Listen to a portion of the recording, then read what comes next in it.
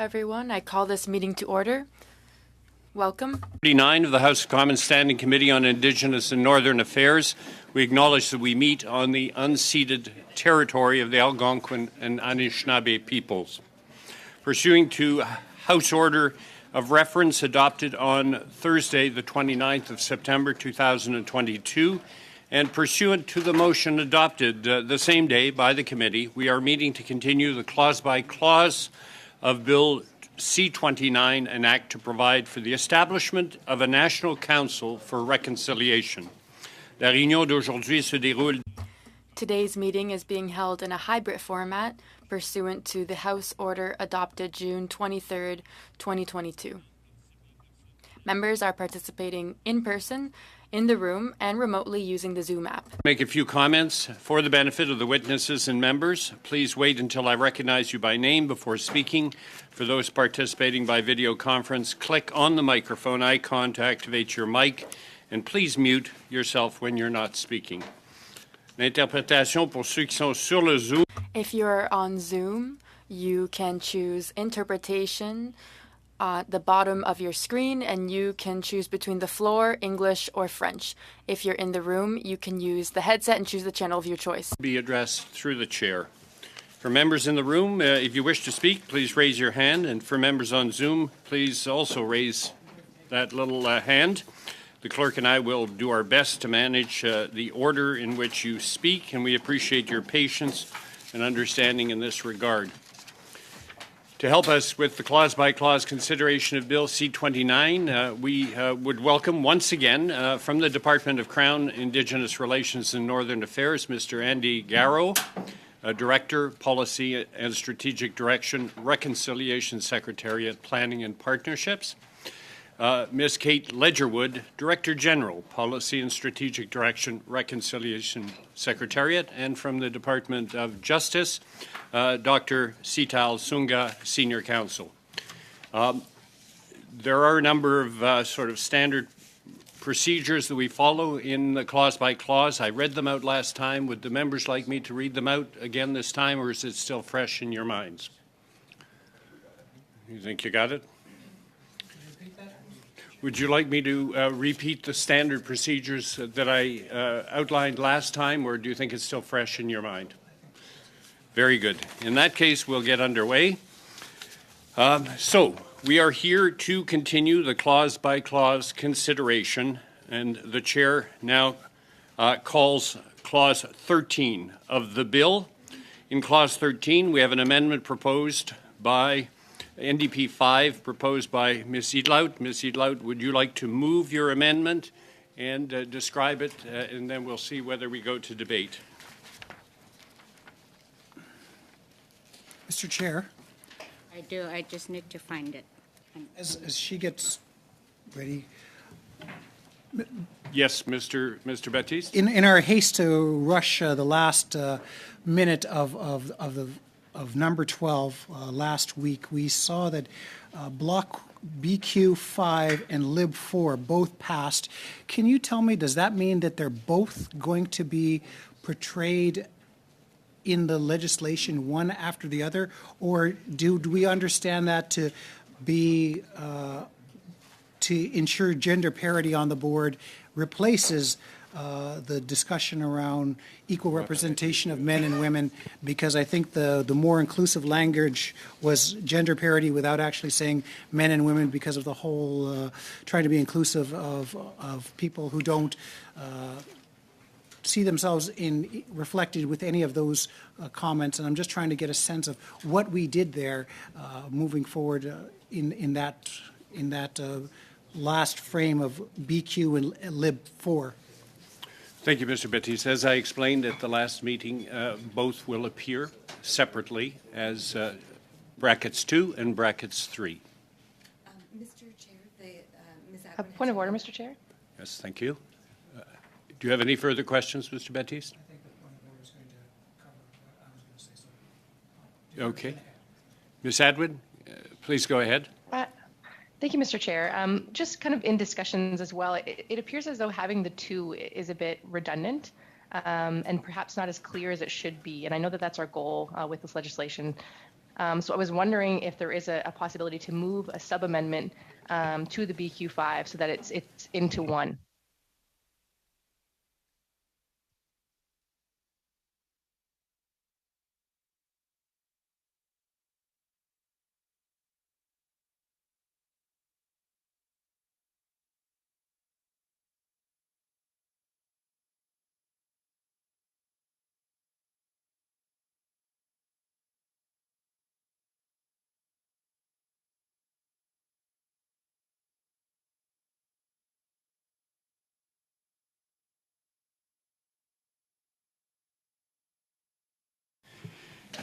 So thank you. To try to answer your point, Ms. Atwin, Madame Gill, when she proposed BQ5, saw a difference between BQ5 and Lib 4.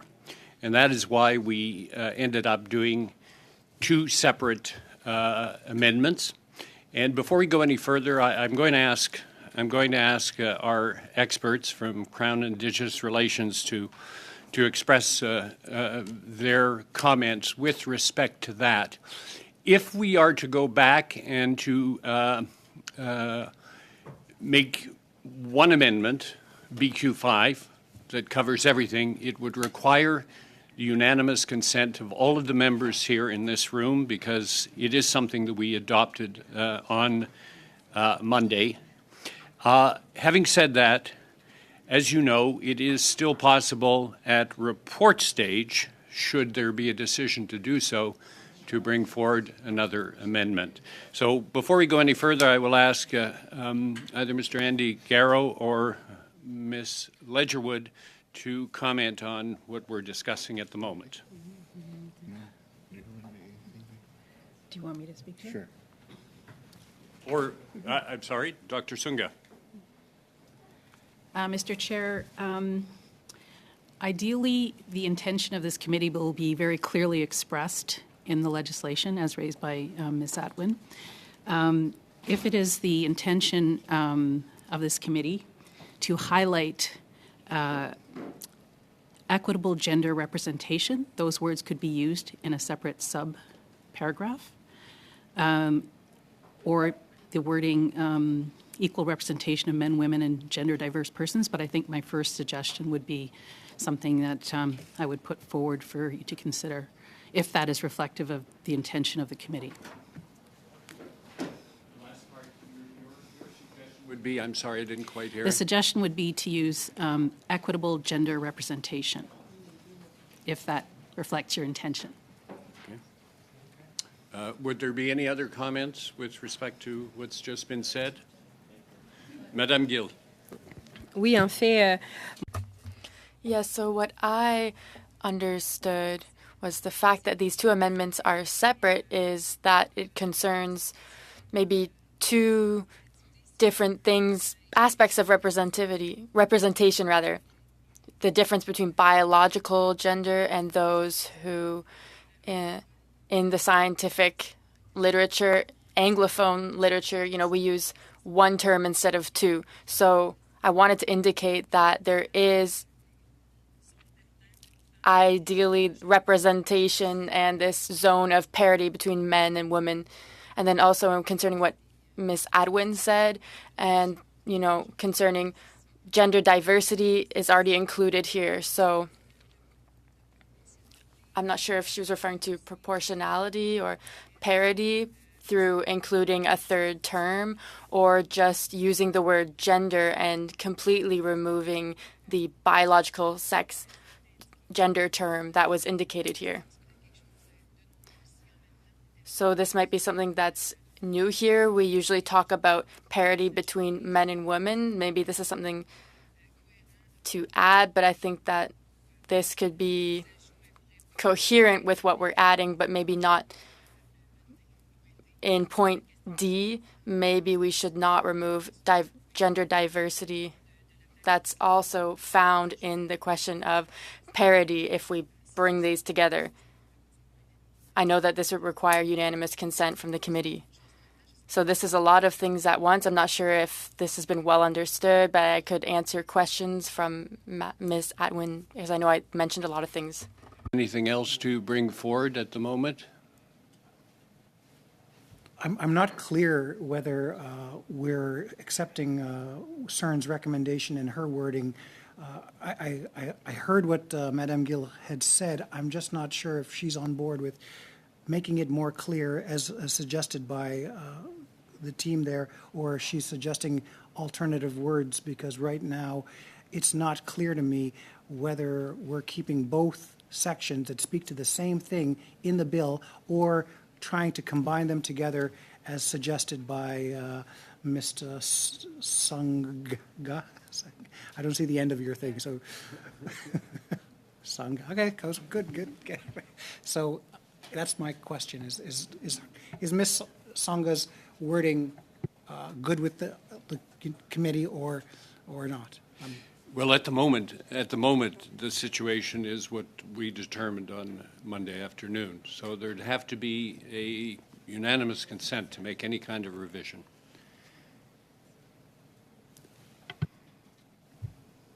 Madame Gill? J'aurais une autre question à... I have another question, Mr. Chair. I'd like to know if we're really understanding each other, because I'm happy to give consent for a modification, for an amendment, but I also want to make sure that everyone understands what we're talking about. So I might have some questions for Ms. Atwin if she wants to speak about representation and gender identity, if she wants this to be added. And then I talk about representation as well as gender identity. And I'm not certain on this. And then Article 12D, we speak again of gender diversity. So not parity, but gender diversity inclusion. So I think we need to have coherence in. So replacing parity between men and women, so biological gender. What we want is gender identity and not simply between the sexes. I know maybe essentially I think this is what could be added. So there's several questions here, but I would like to get clarification on this. What is the intention of this section? And then is there coherence with the other sections? Merci, Monsieur le Président. So, Ms. Atwin, you heard what Madame Gill had to say. Would you care to respond to her? Yes, Mr. Chair. I guess the idea, the wording that I put forward as far as gender diversity is meant to include men and women as well. So it seems to me that it's accomplishing the same goal, but with fewer words and certainly without an additional section to that sub-amendment. So I think it would be easier and clearer if we use that language up front. So I would seek unanimous consent to go back and do that. Okay, so before we put that up to see if there's unanimous consent, could you specifically say what you would like, what you're seeking in your unanimous consent? So it would be, the reference number may be different, but it was originally the 120536674. So it's the Lib 4 wording, but it goes with the BQ5. So that Bill C-29 in Clause 12 be amended by adding after line 16 on page 5 the following. 2, the composition of the board of directors must also, to the extent possible, ensure and equitably reflect gender diversity, as I do believe it's inclusive of men and women, as well as, a non-binary version. So if I'm hearing you properly, you're going back to saying that Lib 4 should be adopted because it covers BQ5. Is that correct? Yes, but it can also be seen as a sub-amendment to BQ5 if that's an easier process.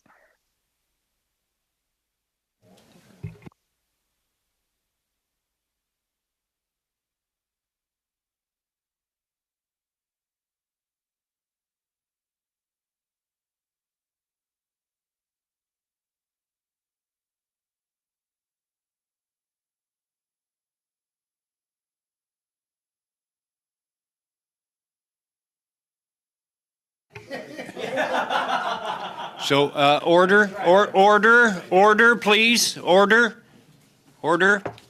So the legislative clerks have explained that what we would be seeking through unanimous consent would be that BQ5 be removed.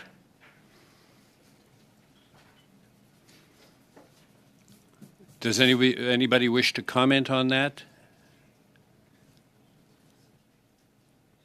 Okay, so I would like Moi, to j'en see... ferai un, Monsieur le Président. Je m'excuse. Yes, sorry, I have something to add.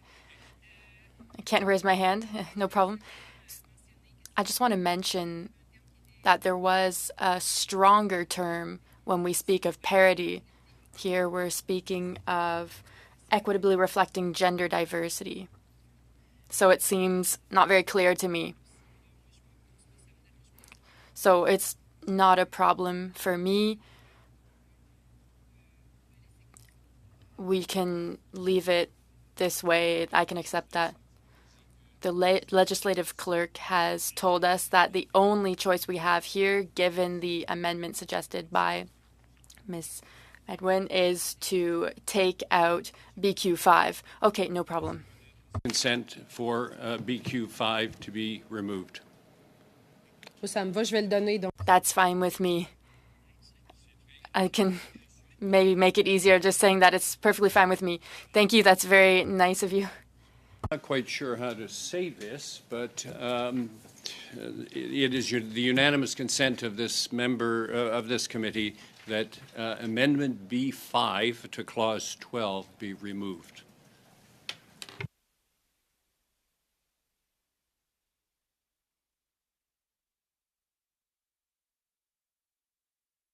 And to finish the process, given this change that we just made a minute ago, shall Clause 12, with all of the changes... À ce moment-là, Monsieur le Président, j'aurais... Mr. Chair, I'd like to take the opportunity to ask a question to those who are with us on our Section B. I asked a question, but I don't think I got an answer. Just to be more clear, but since I didn't get an answer, I don't think that I can speak to this amendment because I don't really know the meaning of the word people in 12B, and I didn't get a written response. I'm not sure if those who participated in writing this could answer me. Just for clarification, yes, if I don't have the right answer, then I can't suggest an amendment if I don't really understand the substance of this.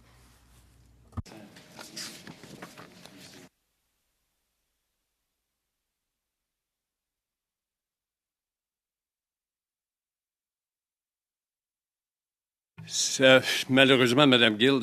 Unfortunately, Madam Gill, we're not able to go back to clauses that we already carried, unless there's something that we should have spoken of in the last meeting. And so for Clause 12, with its amendments, as well as what we decided today through unanimous consent, Mr. Chair, I think that we're coming back to clauses that were carried by unanimous consent. So if you're questioning Clause 12 because you don't fully understand the word people, that's different than what we're speaking of today. What I'm asking, Mr. Chair, I think that we're taking away my right as a member because no one is able to explain to me what the word people means in a bill that I'm going to be supporting. And so I think that's important. I've decided to be open and offering unanimous consent. We voted on 12 last time. And so without unanimous consent, we opened up another conversation on this. And now we asked for unanimous consent, and I graciously accepted this. So really what I'm asking for is clarification. Can no one tell me what the word people means in this bill? I would like to know.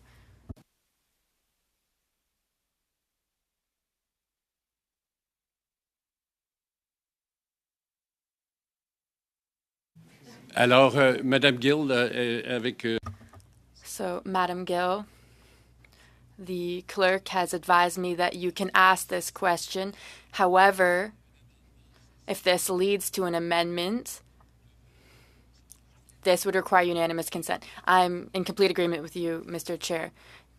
Was not trying to overstep. I just wanted an answer to my question.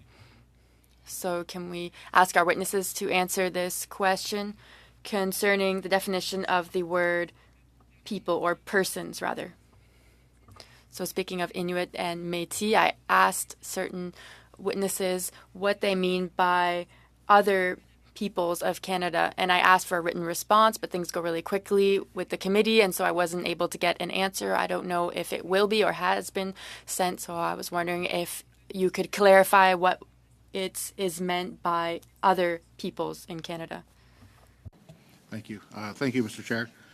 So in the legislation, following the First Nations, Inuit, and Métis, which refers to First Nations, Inuit, and Métis people, and then it follows that with other peoples in Canada, which would mean not First Nations, Inuit, or Métis. So in other words, like non-Indigenous people would be the reference there.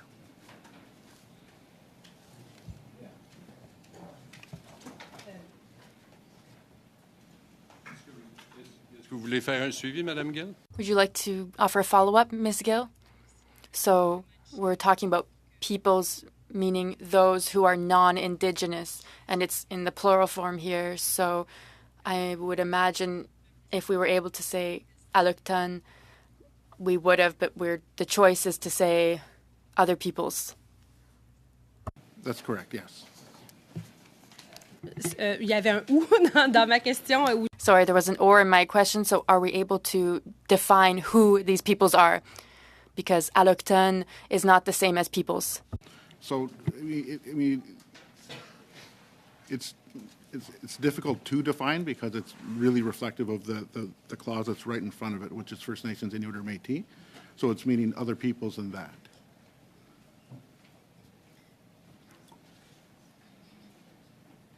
And it was intended to have representation on the council for, you know, other peoples, new Canadians who've been here for generations, inclusive of. Est-ce que les Néo-Canadiens forment un peuple, si je comprends bien? So if I've understood, it's everyone else. Yes, I understood this, but I've also understand that Neo-Canadiens are a group of people, and I'd like to know what this means. If the members would be defining what peoples means in the bill. Madame Gill, Okay, thank you. Ms. Gill, back to Clause 12. with the amendments that were approved last time, of course, that's done, but with the specific unanimous consent that was arrived at today, which we agreed to. Very good. Clause 12 carries with those amendments. Thank you. We'll now go to Clause 13. Madam Idlaut, are you ready to move NDP 5 and discuss it? Yes, I am. Thank you. Please go ahead. And I just wanted to thank Madame Gill for asking all those questions. It did help me to understand better what your line of thinking is, and I do appreciate the staff for helping to explain that. I do understand that just in relation to that, it is important not to specifically define those other peoples because it I think we'll end up going into a deep hole, but I think it's a good signal to the future board that this board is going to be inclusive of other people. So I do appreciate that discussion very much. Moving on to my amendment, I move that reference number 12027909 be considered. Be considered, and the purpose of this amendment is to add to Clause 13 in terms of the knowledge and experience, knowing that the council. So I'll read the provision just very so that it's clear what the purpose of the amendment is. To ensure that Indigenous views are heard in relation to the advancement of reconciliation with Indigenous peoples, the Council must consult with a variety of persons with relevant knowledge, expertise, or experience, including elders, survivors of the discriminatory and assimilationist policies of the Government of Canada, and Indigenous law practitioners. Koyanami. Thank you. Is there debate on the amendment? I just have a comment. Please. Lori, I'm just, sorry. The fact that we've included all those groups of people on the council through the amendments last week in Article 12, does that make that redundant at all to have this as well, or is it, I don't want a bunch of extra, like, I'm thinking we've already done it by adding them into the council, so my question would be, does it make this redundant, so to speak? And I'm not opposed to it, I'm just thinking we've already done it, if that makes sense. Okay, that's a great question, Gary. I added this subsequently after our witnesses from the interim board because it became evident to me that it's going to be important for the board, not as a form of its directorship, but to be able to hear from these groups, maybe, for example, through advisory committees. So this is not necessarily as the board membership, but to be able to hear from these groups of people through advisory. Yeah, I think we support this motion because it gives the ability for the National Council on Reconciliation to actually set up subcommittees of possibly survivors, elders, without actually being prescriptive in a sense of saying they have to, but in their deliberations, if they should deem it important to hear from Indigenous residential school survivors directly in subcommittees, it would give them that ability to do that, and so that's why we're in support of this.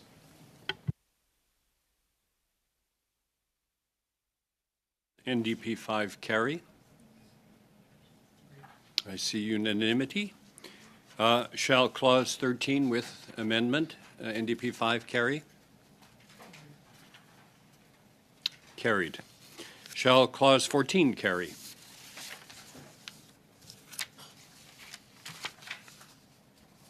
Clause 14 is carried. Shall Clause 15 carry?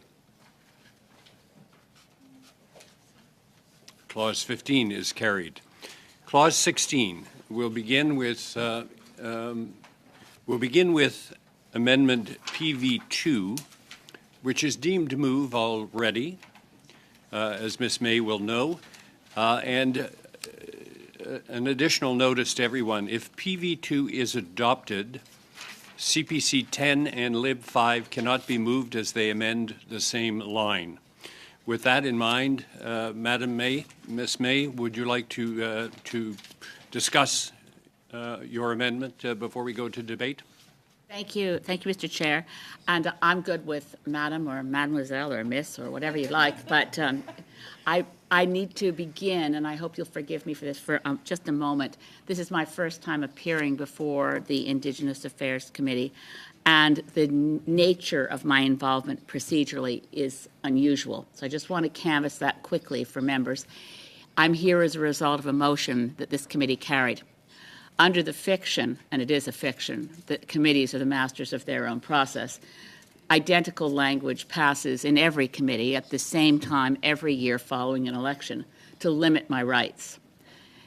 My rights under our current standing orders would include moving any substantive amendment at third report stage before the whole Parliament for everyone to vote on it. Now, that right that I have exists in theory, but every time committees pass the motion that you passed, my rights are limited because you've given me the opportunity to show up in every committee with 48 hours notice to produce clause-by-clause amendments. They are deemed moved, as the chair has just indicated, because I have no rights before this committee but for the motion you passed that requires me to be here if I have amendments. That said, it also means I can't withdraw my own amendment. I've had conversations with the minister and with others about the 30-day timeline I propose. I am totally prepared to accept the minister's proposition to me that what he hears, and I believe, is that 30 days is not going to be feasible for the department in producing and the government to propose the information for the council from 30 days. So I'm in your hands at this point, Mr. Chair. I cannot remove my own amendment, nor could I move it. I can, this committee can, as you were just looking at it unanimously, remove my amendment, or you can vote it down. I have very important amendments subsequent to this one that I do believe should be carried, but I leave it with other members. I can't withdraw my own amendment. If I could, I would. Thank you. Thank you, Ms. May. From my understanding is that you, with what you expressed there, you would be open from your point of view, given your explanation, that if there is unanimous consent in the committee to withdraw PV2, that would be acceptable to you. It's absolutely acceptable, but if it were unacceptable and I violently objected, I would have no impact on the conversation. But thank you for your graciousness. Thank you. My comment is slightly academic, but I'm just trying to be constructive. Members, is there unanimous consent to withdraw PV2? I see unanimous consent. Amendment PV2 is withdrawn. Given that CPC 10 can be put forward, Mr. Vidal, do you want to move CP 10 and discuss it? Yes, Mr. Chair, I do. I would move that CPC 10, identified as reference number 120049883, be considered by the committee. My purpose in putting forward this proposed amendment is that it removes the minister from developing the protocol in Clause 16 and puts it solely in the hands of the council. My argument would be, or my making my case would be, that this is a more independent process, and I believe it truly honors the theory put forward in Call to Action 53 to create a truly independent process, as this council is going to be holding the government to account. So it removes the minister from that process of setting the protocol for what information would be provided. Thank you.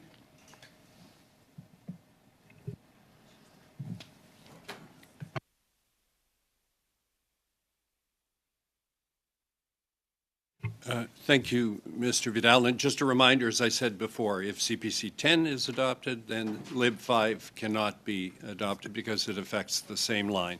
So is there, Mr. Baptiste?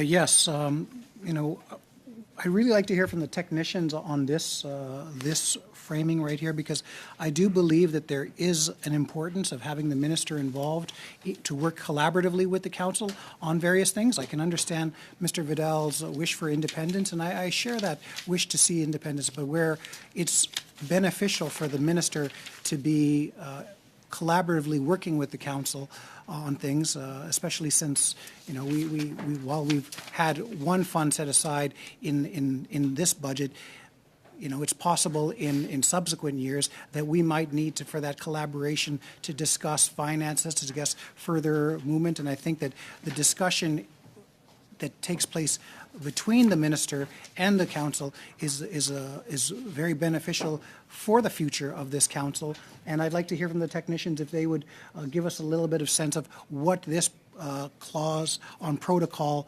was really meant to get at. Dr. Sunga? Mr. Chair, this particular wording reflects placing also an obligation on the minister to come to agreement on an information protocol with the council. And it gives them some time to develop such a protocol once the council is set up, thereby recognizing and respecting their independence, as opposed to imposing any particular rules in legislation. So the involvement of the minister in this case to come to agreement and then abide by that agreement is really what was intended with this particular wording, as opposed to some unilateral protocol developed by the council, which it does not have the ability to, it doesn't have the ability to bind the minister by itself with its own protocol. Thank you, Dr. Sunga. Is there Mr. Baptiste? So with that in mind, I think I I understand that wording, but I also understand that voting in favor of this would then mean that Lib 5 is not there, and Lib 5 has an important place in this. I know that Mr. Weiler could speak to that probably if he wouldn't, but for those reasons, we're going to oppose this because we think Lib 5 has some strong wording around timeframes that are important to this legislation that maybe Mr. Weiler could speak to as well.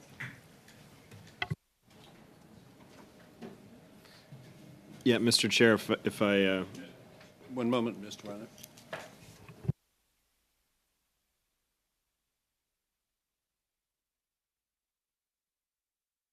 Go ahead, Mr. Weiler. Thank you. Just to speak to the amendment that I'd like to make here. There's really two things that I think are important here. Number one, that the amendment that I want to move would ensure that within 6 months after the council is incorporated, that a protocol would be concluded such that the work can start. But in addition to that, the second part of the amendment that I would like to move is strengthening the language that would enhance the actual effect of this information sharing protocol, because in the original legislation, it's written that we'll develop a protocol respecting the disclosure by the Government of Canada to the Council of information that is relevant to the Council's purpose, and I don't think this is quite strong enough. And so what I've proposed here is that the protocol must allow for the fulfillment by the Council of its purpose, so that this would ensure a much stronger information sharing protocol that would enable the Council to effectively operate. So thank you, Mr. Weiler, for explaining what you will be proposing, or may be proposing. Getting back to CPC 10, there has been if there is no further debate, I will be looking for a... Oui, Madame Gill. Merci. J'aurais une question pour Monsieur. Yes, I had a question for Mr. Weiler, Mr. Chair, on the topic of point 2 of section 16, allowing the council to fulfill its mission. I'm assuming that it's the council that is the judge of whether or not it is fulfilling its functions. Yeah, no, I think that's a great question, and really it is if the protocol itself was insufficient, this really guards against the risk that you could have the government propose or only agree to a very insufficient information sharing protocol. So this will ensure that it is more robust, because in the absence of that, it won't allow the purpose to be fulfilled by this. Oui, en fait, ma question, Actually, I think I understand that we want to reinforce this, but I want to know who judges the fact that this allows the council to fulfill its mission. Is it the council itself? And if it isn't stated, if possible, I know that we have two different types of wording in terms of modifications, but could we strengthen this so that it is the council itself that decides whether or not it has the information to fulfill its mandate? Merci. Thank you. Any further clarification? We are going to go, of course, to CPC 10. This was to inform people about what Lib 5 might contain. Yeah, we can return to it at that point. I think there's always ways we can amend an amendment to make it even stronger. If you'd like to consider something that would be along the lines of the protocol must allow for the fulfillment of the council of its purpose in the opinion of the council, things like that could very much be on the table. But your point is very well taken. But bearing in mind, of course, that if CPC 10 is adopted, then it's a moot point. Going back to CPC 10, Mr. Vidal, you had your hand up. Thank you, Mr. Chair. May I suggest, if it's important, that we add the clause 2 or that part 2 about strengthening the language around the protocol, that could be considered as a sub-amendment to my amendment, and we could have both.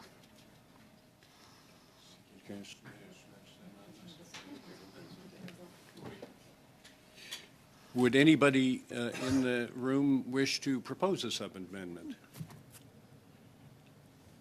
Go ahead, Mr. Baptiste. Well, actually, after hearing about the importance of the minister working collaboratively, we are going to oppose CPC 10. Okay. So does anybody else want to propose a sub-amendment? Not seeing any hands raised, we're going to have to go and vote with a recorded vote on CPC 10, Mr. Vidal. Very good. This side of the room. Madam Clerk, would you obtain? Yes. Ms. Atwin? Against? Mr. Batiste? Against. Mr. McLeod? Against. Mr. Pulowski? Against. Mr. Weiler? Against. Mr. Melillo? In favor. Mr. Schmale? In favor. Mr. Vidal? In favor. Mr. Zimmer? Madame Gill? Ms. Idlout? Akapunga against.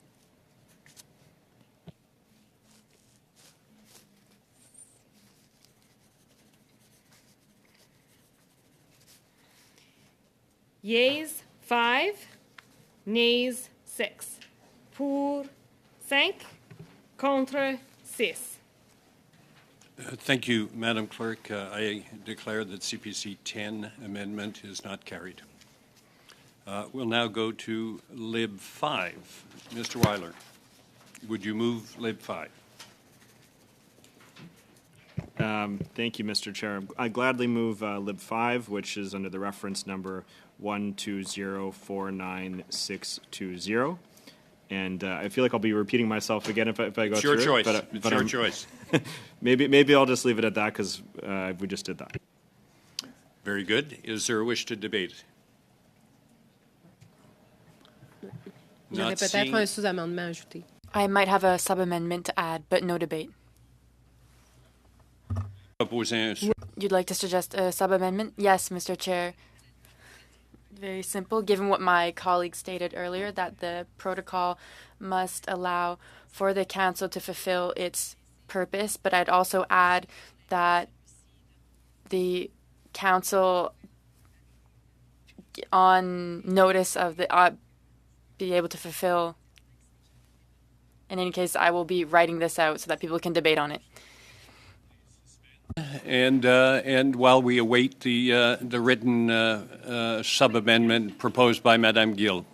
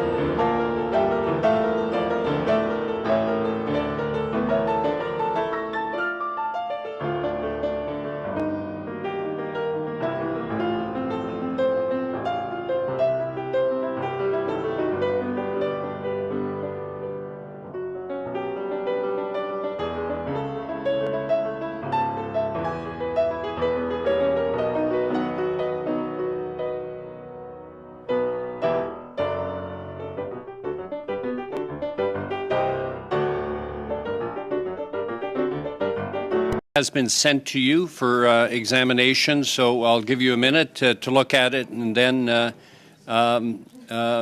we will proceed to a vote on it unless there's further debate.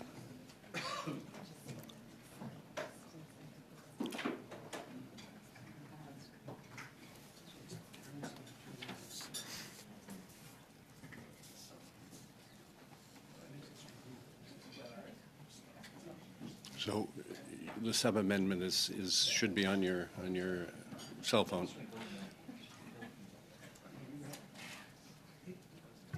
Is it possible to get the technicians to give us their thoughts on the sub-amendment as presented? Yes, it is. Okay. Yeah. Have you received the sub-amendment? Okay, so we have to make sure they get it. Perhaps Madam Gill could read it for them and so that they could respond? I'm happy to send it to the witnesses. Yeah, please send it. Madam Clerk will send it to.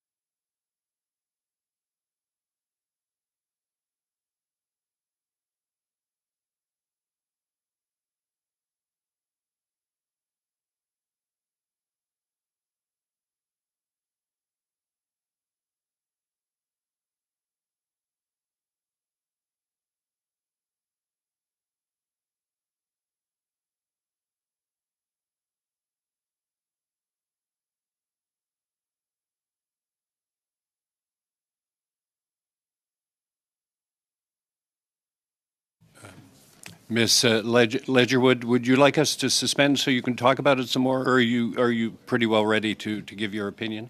Just 5 seconds. Okay, we'll suspend just briefly, and while you.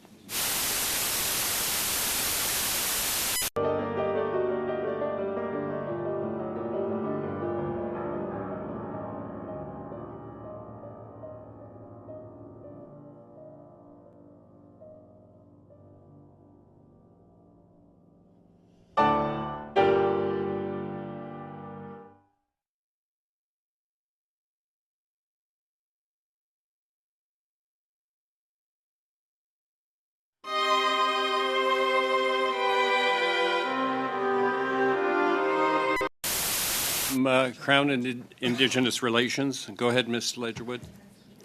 Thank you, Mr. Chair, and apologies for taking a little bit of time just to consider this very thoughtful proposed amendment.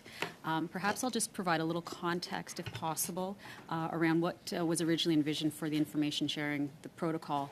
really what that was designed to do is recognizing that as an independent organization, the council would have access to existing legislative mechanisms around Access to Information Act and Privacy Act to solicit information. The protocol was envisioned to be something that would help facilitate a streamlined, efficient process for them, so they would not have to go through that. I would just suggest that certainly in looking at this, as it's being suggested, the protocol in being developed would need to be something that is agreed to by both parties, both by the minister and as well as the council. However, we just would want to just reflect on the fact when it says must allow the council to receive all information, that it would need to take into account that there might be information that from other perspectives might not be able to be released. I'm thinking in particular around privacy information. There is currently legislation that protects the release of information that is of a kind of privacy nature, and just the concern that there might be certain information that the government might not be in a position to release as a result of other legislation that prevents it from being provided. So that would just be something we would say that we would just put forward for members' consideration around the proposed amendment.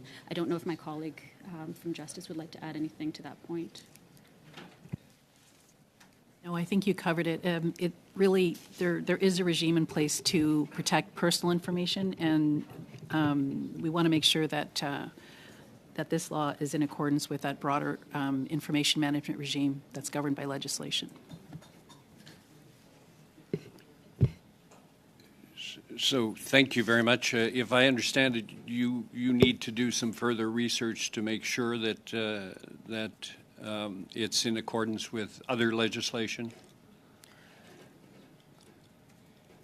I think I'm just raising that concern in alignment with Ms. Ledgerwood's point that you would want to respect the fact that there are things like personal information and other exceptions in the Access to Information and Privacy Acts that would potentially make it not possible to provide all the information that the council requests. So thank you. You're making that observation is really what it is. Yes. Okay. Thank you very much. Is there any further debate on the sub-amendment as written? I'm going to need a timeout here because I'm still trying to process what I've just heard and whether that's in Lib 5 or just in the sub-amendment. So can we take a time just to huddle and so that I can ask what we'd like to do? Yes. We'll suspend briefly and let me know as soon as you're ready to resume.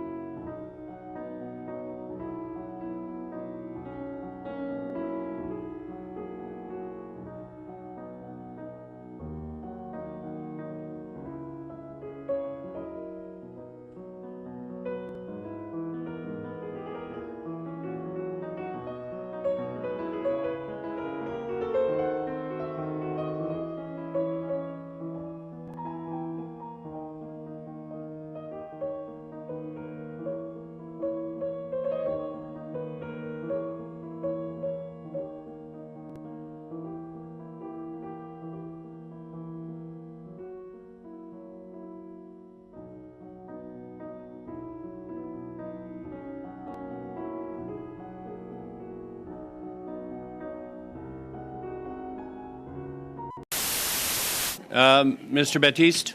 Mr. Chair, there's been some discussion.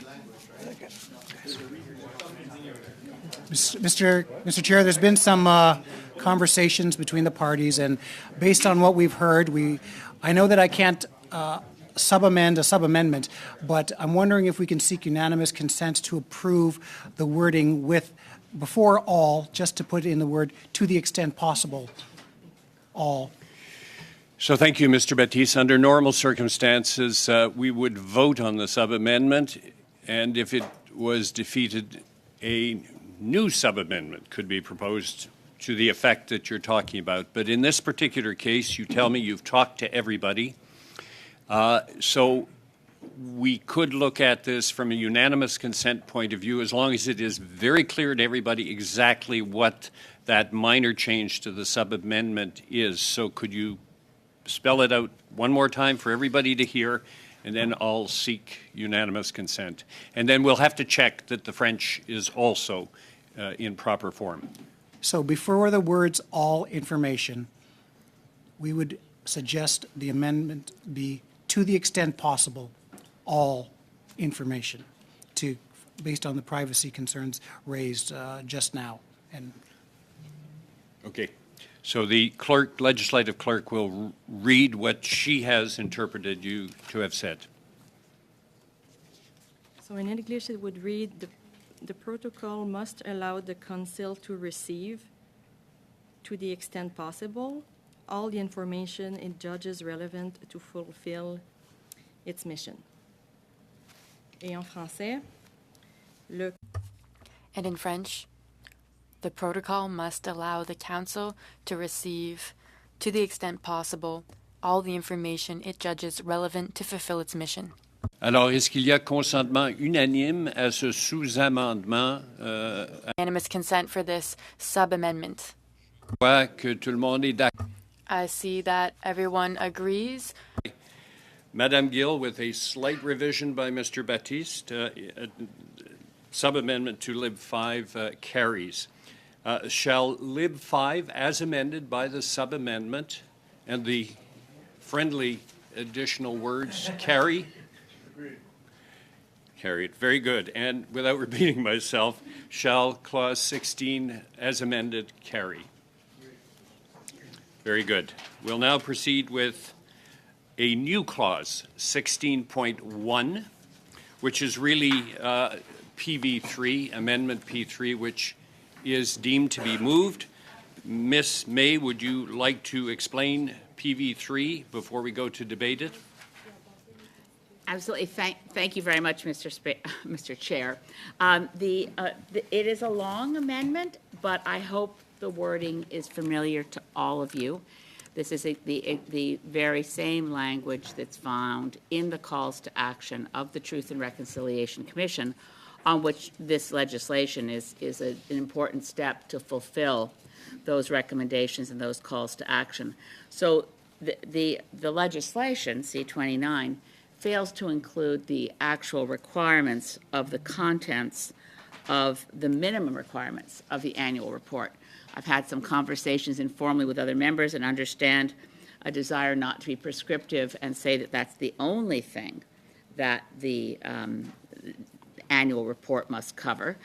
I certainly would, if I were a member of this committee, amend my own motion by adding a clause H to say, well, and any other matters as the council deems appropriate.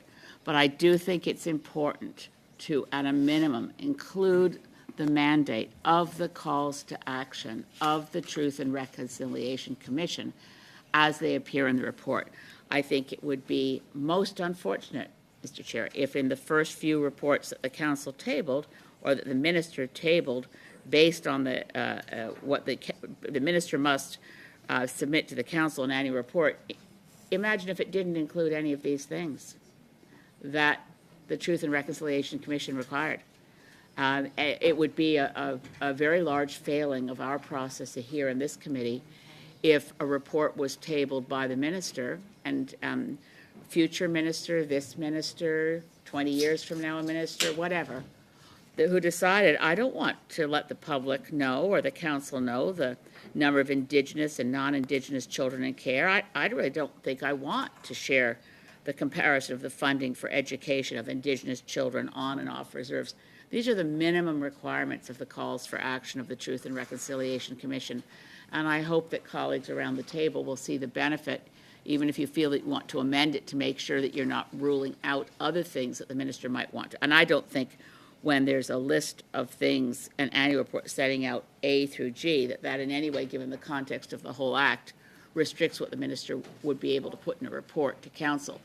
But without this language, I don't think Parliament is fulfilling and the government is fulfilling the commitments that were made to follow through on every single call to action. It's not enough, I think, to put a tick box next to, okay, now we've created the Reconciliation Council. Indigenous Reconciliation Council exists.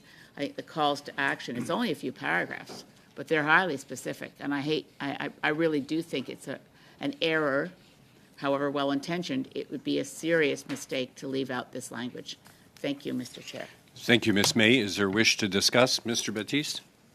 Yes, and during the study, we heard from members of the Transitional Committee on the National Council of Reconciliation, and it was described by them that, while the focus is on the TRC calls to action now, in 10 years, if we fulfill them, the committee should be able to grow and expand. And understanding what Ms. May's intention on this is not to be too prescriptive, but to make sure that these are part of that, we're prepared to support it. Thank you, Mr. Baptiste. Mr. Vidal.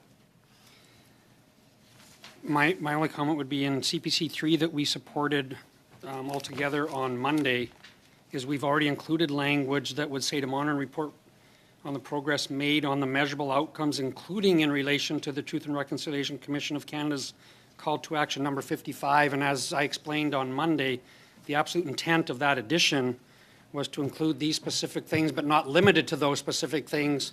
So in response to Ms. May and her saying it not wanting to be limited to just those, I would submit that we've already done what she's asking to do here in CPC 3. Thank you, Mr. Vidal. Would anybody else like to comment?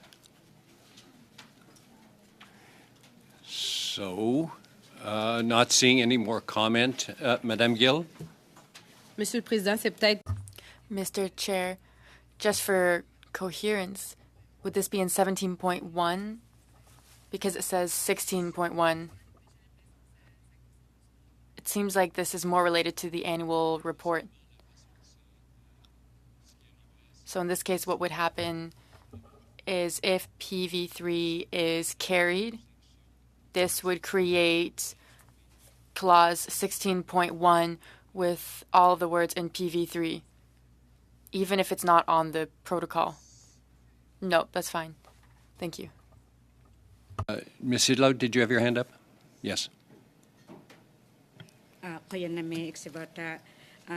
Having reviewed CPC 3 and PV3, I do notice some differences between the two amendments, and I'm willing to support, because we have also supported CPC 3, that because PV3 is a little bit more prescriptive of what needs to happen within 6 months, as well as setting out some very specific items based on the TRC calls to action. I think it is slightly different, and I'm willing to support the motion as well.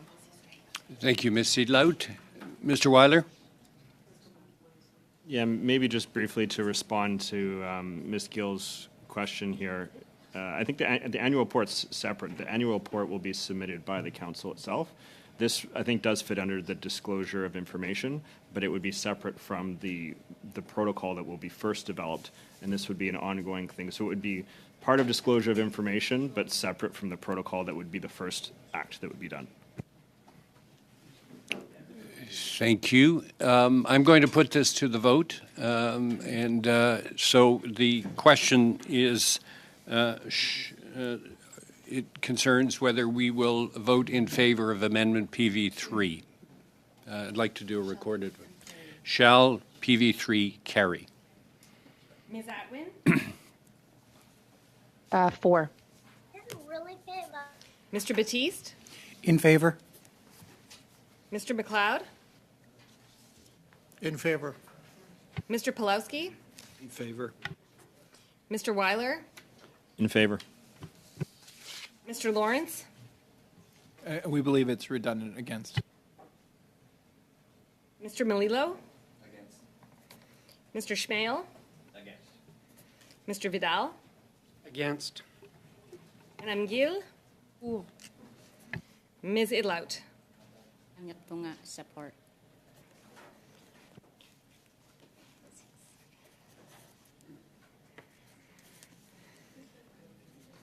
Yeas 7, pour 7, nays contre 4, 4.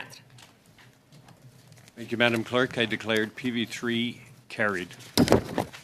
Now go to Clause 17, beginning with Amendment CPC 11. Mr. Vidal, would you move it and discuss it?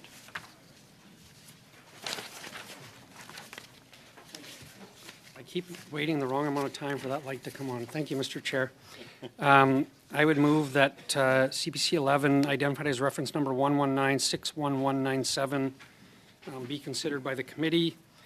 The purpose of the two items in this proposed amendment is simply to shorten the time frames. In 17.1, it shortens from 6 to 3 months, and in 17.3, it shortens from 120 to 60 days. And just to explain my purpose, I'd probably go back to my professional career as accountant when I was dealing with financial matters with people, and we deal with results at the end of a fiscal year when we don't actually have an opportunity to respond to those results till almost a year into it, which in this case it would be 11 months if this plays out. You're already a year down the road before you respond to the concerns or the issues that have been raised in that report.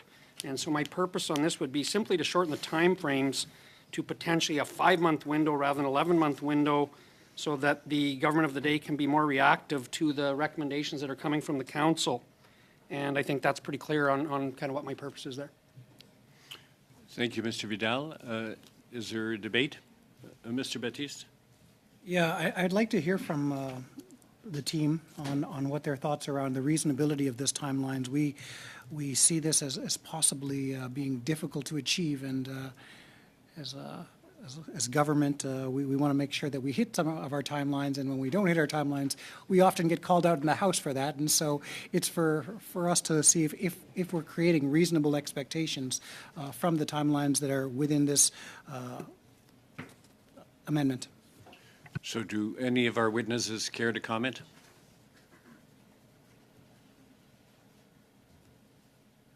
Thank you, Mr. Chair, and thank you for the question.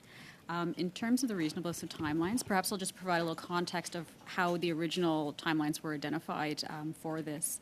Speaking first around the government response, the proposed 120 days was actually taken to reflect the current standards that are in place for committees, both for the House committees. So a committee of your nature, when you issue a report, the government's provide 120 days. So that was used as a model for the council in terms of a government response.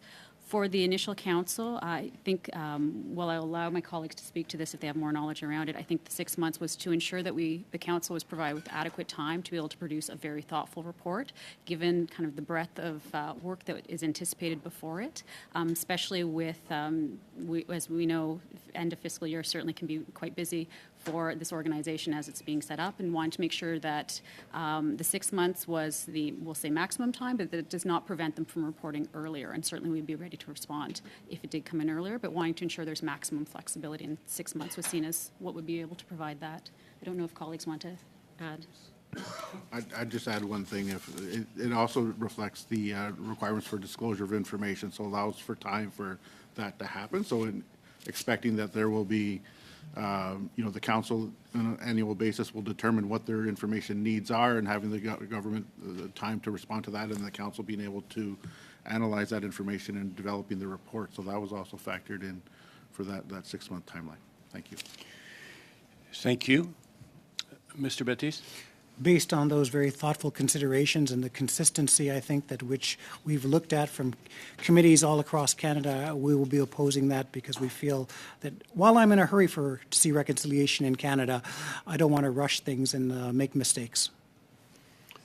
Mr. Baptiste, thank you. Ms. Seedlout? Could I ask of the witnesses about the work of the interim board and how much of that preparatory work will help contribute to ensuring that this important work could be reported sooner rather than later? Because I do agree First Nations, Métis, Inuit have already been forced to wait years for a lot of this information, and I agree with the Conservatives' motion that there is a sense of urgency for this kind of information, and I wondered, because there is an interim board that's already functioning, if that helps to make sure that this amendment could be supported. So the interim board, they were established so that to help set up the council. So they're there to do the incorporation process, assist with or to now co-name the first board members, and then it will become the duty of the council to take this on. So the interim board won't be taking over these responsibilities. It will be once the council is set up, and then they'll start to take on these responsibilities for doing the report. It won't be the interim board. Thank you. Any further? I'm going to put this to a vote, obviously. Any further comment? Mr. Vidal. I'm just going to respond to the talk about the interim board of directors and the transitional committee. If I understand it correctly from the departmental briefing that I sat on when this bill was going to be introduced, the interim board of directors did all of its work from January to June of 2018 after being appointed in December 2017. And the transitional committee did all its work after being appointed in December of 2021 by March of 2022 in 90 days. So in theory, those prior entities working on this important work were 6 months and 3 months. I think these timelines are reasonable, and I think there should be an urgency to this. Thank you, Mr. Vidal. Any further comments before we go to a vote? Okay, Madam Clerk, I'd like you to ask for a recorded vote. Shall CPC 11 carry? Ms. Atwin? Oppose. Mr. Baptiste? Oppose. Mr. McLeod? Against. Mr. Pulowski? Against. Mr. Weiler? Against. Mr. Lawrence? For. Mr. Melillo? Mr. Schmale? In favor. Mr. Vidal? In favor. Madame Gill? Pour. Ms. Idlout? Anya Punga, in favor.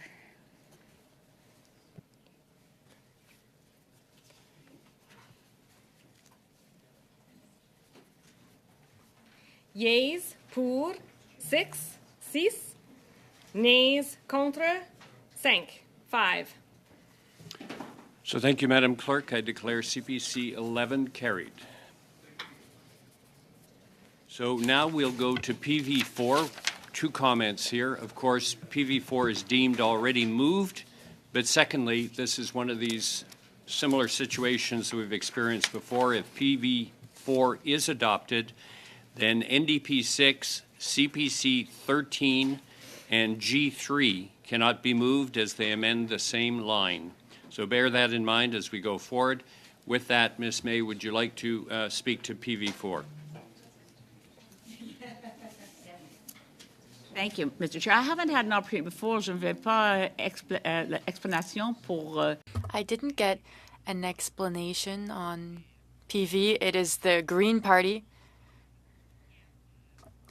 And this is because of the first time I was in a clause by clause, someone added the G for the Green Party. But the problem is that that could also mean government. Now, so we use Parti Vert, PV.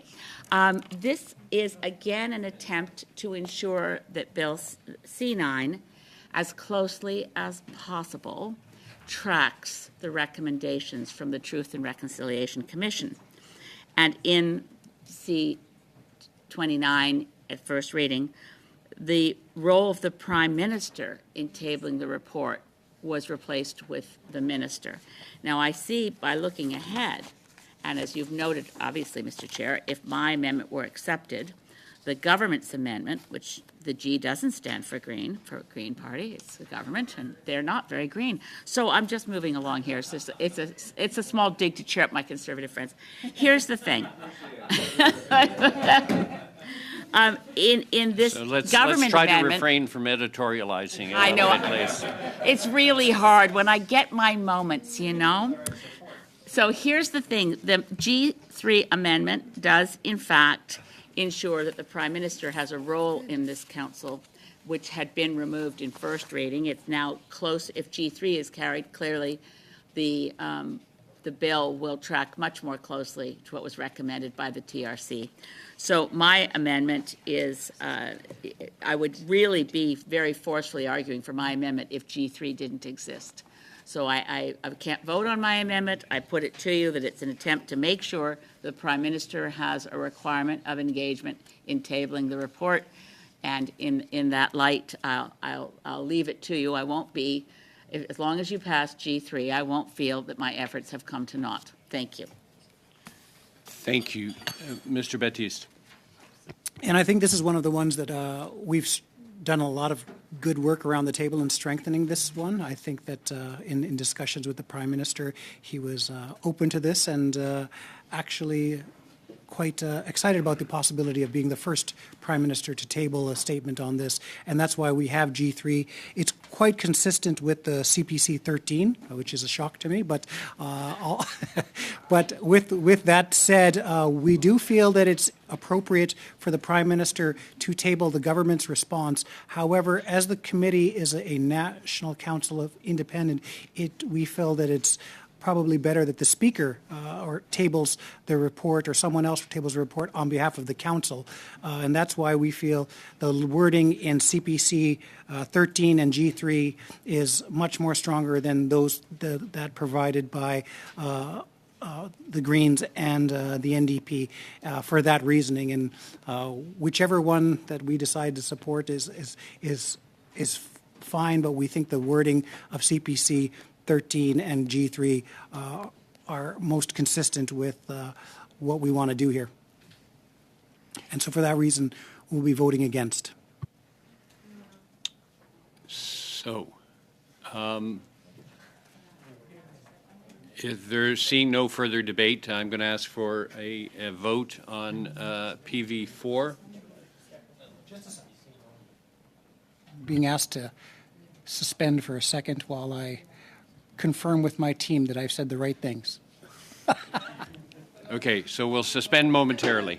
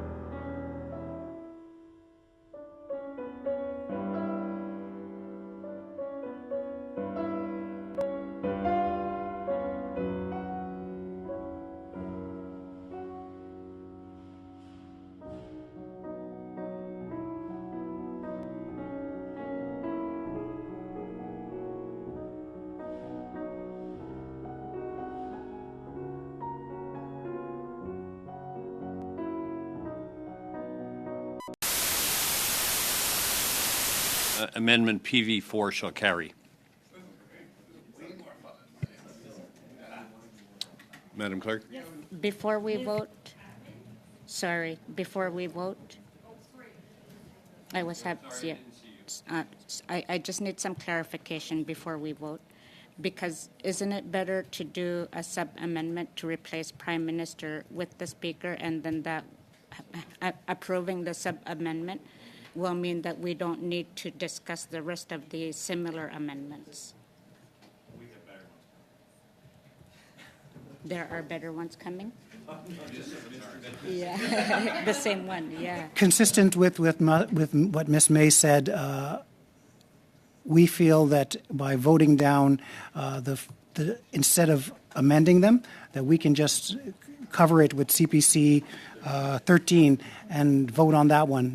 That covers all the bases. That we're all on the same page here. It's just the wording.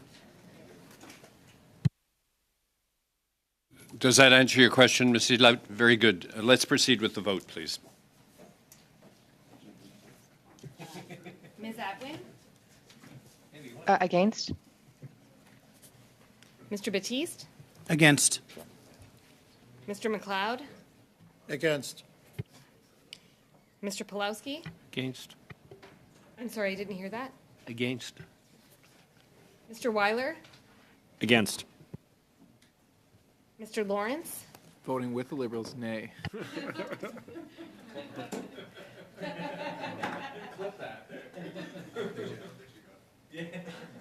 Nay. Mr. Melillo? Mr. Schmale? Against. Mr. Vidal? Against. Madame Gill? Contre. Ms. Idlout? Against.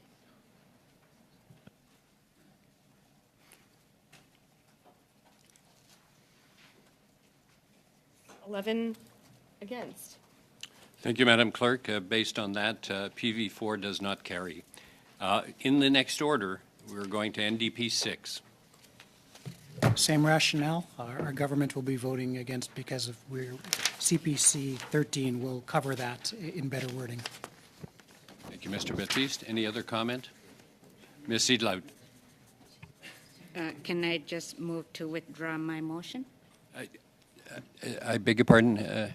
Can I move to withdraw my motion, reference number 12027230? Wait. It was a mistake on my part. I didn't ask you to move it, which is what I'm now asking. Do you wish to move it? Yes, I wish to withdraw my motion. So you are not moving it. Therefore, NDP 6. Second language. Sorry, no, I have the same. For me. Understood. So amendment NDP 6 has been withdrawn. We actually are now going to go to CPC 12, which is next in order. Mr. Vidal. Thank you. This seems kind of ironic that we're going to do this one in between of all this other discussion, but yes. CPC 12, identified as number 120050013, is simply going way back to where we were in the beginning to remove the words efforts for from 17.1b. And I do have to identify, before I get in trouble, that in the French, there is a correction that needs to be made, as we talked about last week, about the OB or DU becoming AU instead. Right, just for clarity. So with that minor adjustment on the French translation of the amendment. Thank you, Mr. Vidal. Any discussion before we vote? Okay. Shall CPC 12 carry?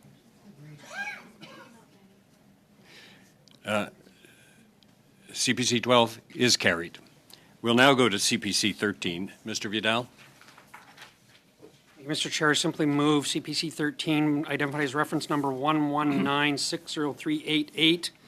And I really don't think this needs any further explanation. I think we can just move on. Thank you, Mr. Vidal. Is there any wish to debate? Therefore, I'm going to ask, does CPC 13 amendment carry? I see unanimity. CPC 13 is carried. Therefore, G3 cannot be moved. With that, the question now is, est-ce que l'article 17 est adopté? Is Clause 17 carried with CP 11, CP 12, and CP 13? Sorry, rather CPC 13. Catch that. Does Clause 17 carry with the amendments CPC 11, 12, and 13? I see unanimous consent. Therefore, Clause 17 as amended by CPC 11, 12, and 13 is adopted. Does Clause 18 carry?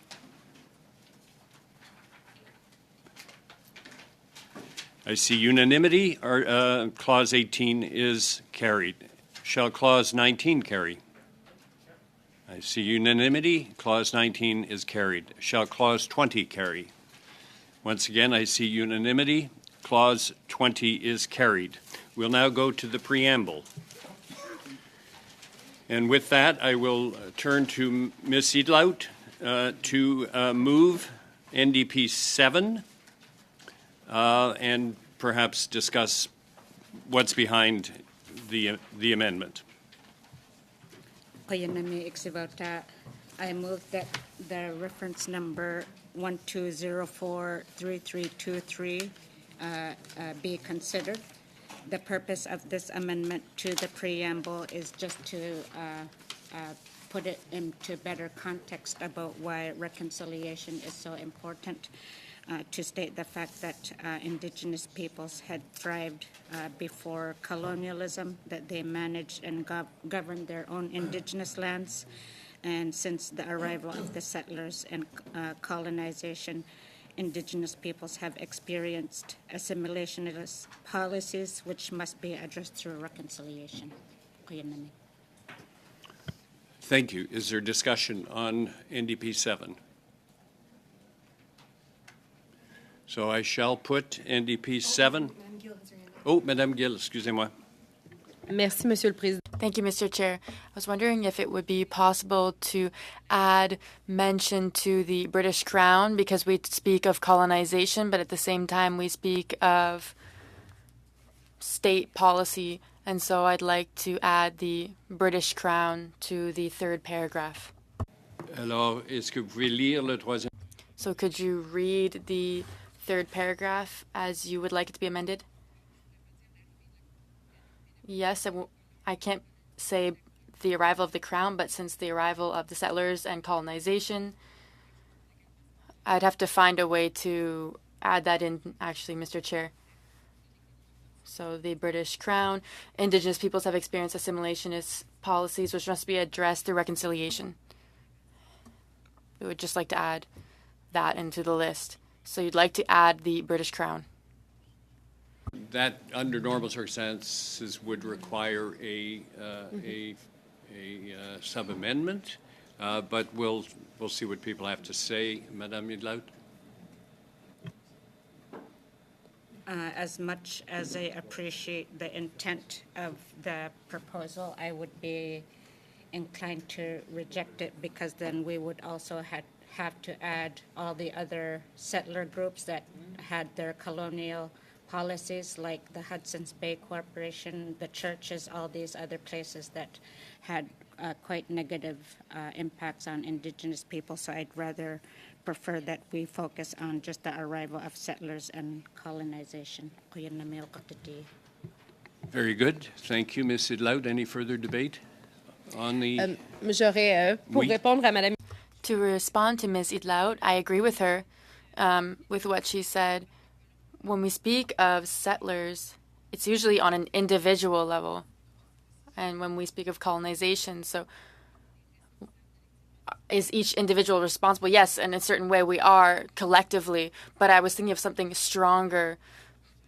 Speaking of the population, you know, people weren't necessarily a part of the Hudson's Bay Company or, different policies, killing Inuit dogs, for example, sled dogs.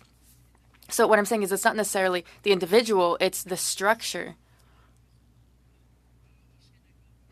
So I would agree that the church is a part of this. So I'm really looking for the right term.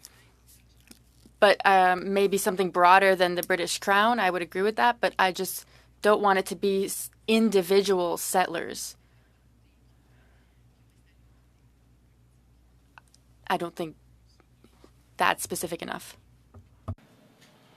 I guess given that this is inserted into the preamble to provide a context of what happened in the past, I don't know that we need to try and define who the populations are or to exclude other people. So I think generally in the preamble, and maybe this is something that the team could respond to as well, because I've been trying to make it so that it's a general acknowledgement of what happened in the past, that Indigenous peoples did thrive before settlers and other groups arrived that forced colonial policies to be implemented. I don't know that we can have a specific word to try and define it to, but maybe this is something that the team can try and respond with. Ou agent colonisateur. Colonizing agents. Si, Madame Gill, vous voulez faire un sous-amendement. So, Ms. Gill, if you want to do a sub-amendment, you would have to write it out. And then you would have to send it out. Is that the case? I would have a very simple term. I don't know if the committee would agree, but the word colonizing agent, which refers to an action. Où précisément allez-vous l'ajouter? Where do you want to add it specifically?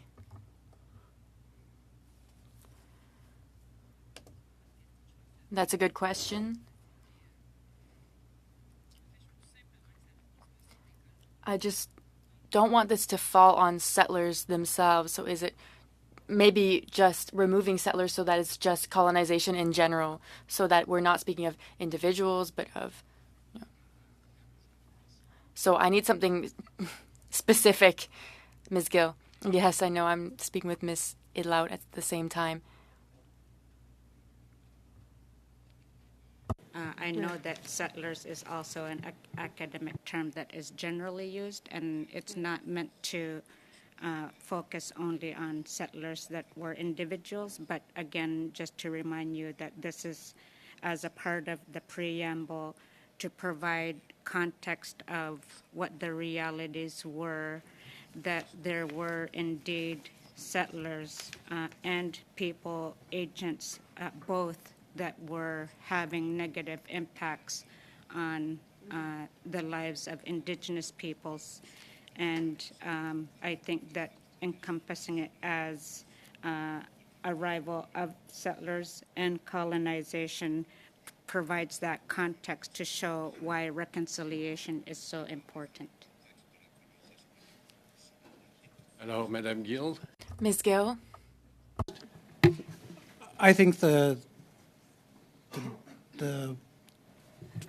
framing, whereas since the arrival of settlers and colonization, Indigenous people have experienced assimilationist policies which must be addressed through reconciliation, is very accurate. I don't think it needs to be amended to soften or to be more specific. And so if there is any amendment that is coming that talks about agents of colonization, that I don't know what those are, but we wouldn't be supporting that. And so we see thinking what's there is okay with us, and we're going to go with the original wording.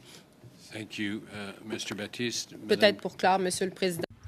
I think just to finish, Mr. Chair, I don't want to turn this into a war, but I think that, we use this in the scientific literature. There are two different meanings to settlers and colonization, one that's more pejorative and one that's more positive. And so I don't think in the end, it's a gray area. Nothing's good or bad.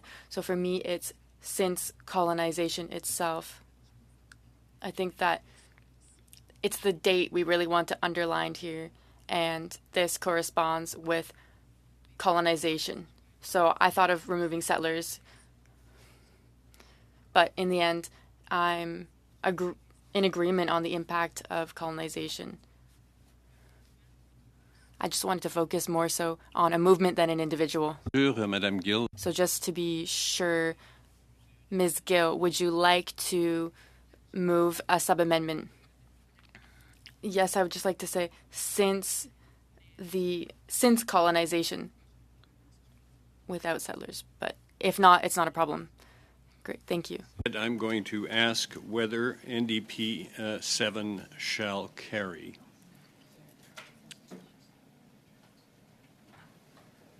Point of order, with that amendment or without? No, without that amendment. It's just NDP 7. Without. Agreed. Okay, NDP 7 is carried. We'll now go to G4. Mr. Baptiste. Yes, this is just a recognition of the importance of Indigenous language, adding it to the preamble. I think that's important, and I'm not going to go too far in it because we got 10 minutes. So, does anybody wish to debate?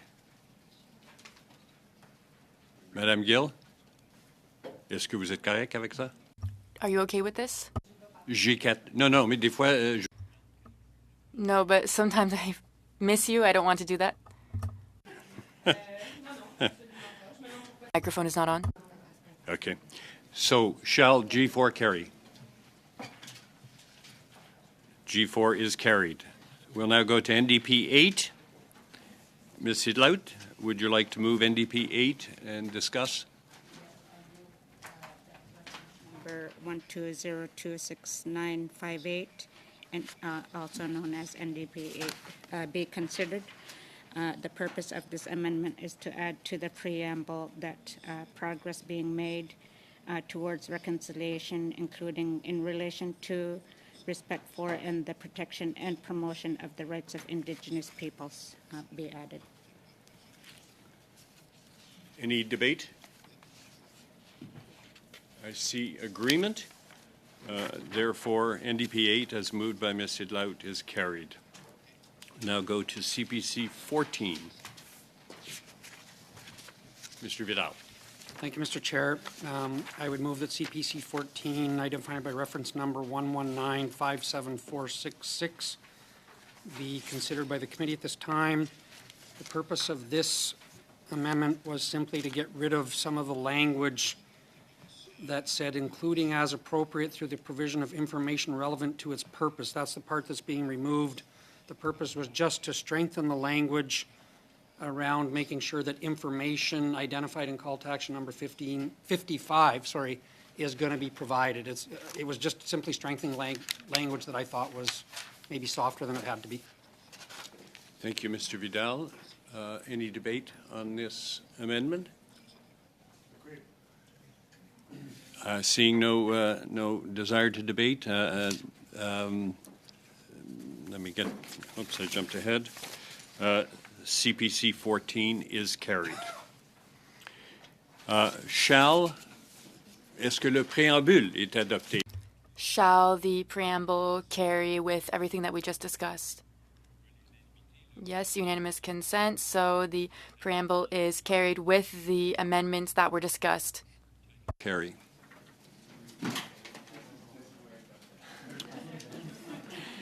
I see unanimity. The short title is carries.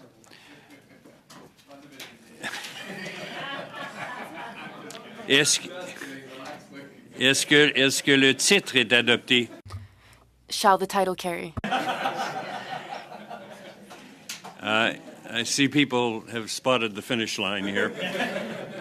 Est-ce que le titre est adopté? Shall the title carry? Unanimité, le titre. I see unanimous consent. The title is carried. Bill, as amended, be carried. Carry. I see unanimity. The bill is carried. Shall the one last shall the committee order a reprint of the bill as amended for the use of the House Oops, I beg your pardon, I skipped one. Shall the chair report the bill as amended to the House? À votre service, à votre service. At your service. The committee order a reprint of the bill as amended for the use of the House at report stage. Unanimous? Adopted. Thank you very much, everybody, for your wonderful spirit of conciliation.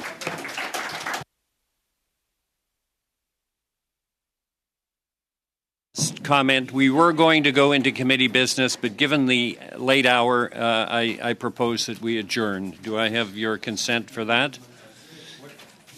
What's the next step in terms of the agenda? Because I don't think we have anything else. So next Monday at our next meeting, we will go into committee business. There are a number of things we should discuss. One of them is the travel issue. Secondly, the NIHB report, final approval of the NIHB report, and then other business, future studies. Those are things that, and other matters which you may wish to bring up. So it'll be committee business in camera next Monday. Very good. With that, I declare this committee adjourned.